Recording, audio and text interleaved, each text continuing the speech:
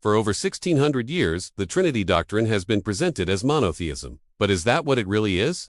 Let's take a closer look and see why it might be a logical and a functional impossibility. A central theme of the entire Bible is that God, or Yahweh, is Echad, which is Hebrew for one. We see this most famously in Deuteronomy 6 verse 4, the verse known as the Shema. But what does this one actually mean from a Trinitarian perspective? According to the Athanasian and Nicene creeds, God is one essence or substance, but exists as three distinct persons. So, for a Trinitarian, Echad, or the number one, refers to God being a single divine essence that is shared across three persons. Here's the critical part. This essence cannot exist by itself. It has no concrete form or existence apart from these three persons. In other words, God's divine essence only exists at the level of personhood, because that's where real existence happens.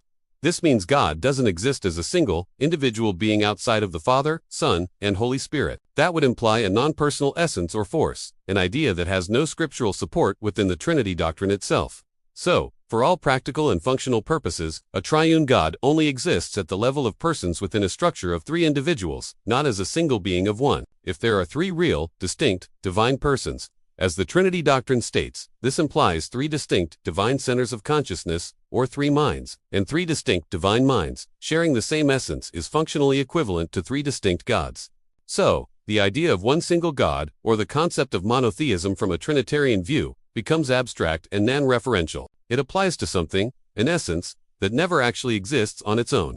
For the Trinitarian, divine essence by itself is just a theoretical construct.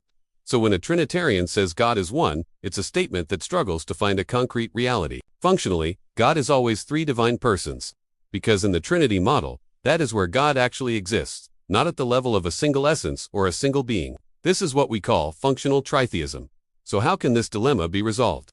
The most logical and straightforward way is to view God as one omnipresent divine person, not three. This approach allows the term Echad to apply to God at both the level of personhood and the level of being, because God is now truly just one being, expressed through one single divine person. In this oneness model, the Father, Son, and Holy Spirit are seen as three divine expressions or manifestations of one single spiritual person, not as three separate divine persons. So here, God is a single, omnipresent being who has only one center of consciousness, one mind, that is shared across his different manifestations. He doesn't have multiple centers of divine consciousness like the Trinity model implies.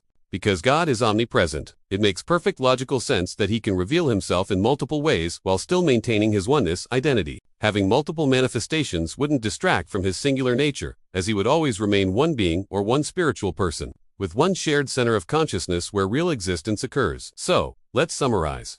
The Trinity doctrine implies three gods because, in that model, God only exists at the level of personhood, which is always a trinity of three. Trinitarians pray to, relate to, and engage with the trinity of three persons, never to one single being or person. Why? Because the idea of a single divine being in the Trinity model is a non-existent reality.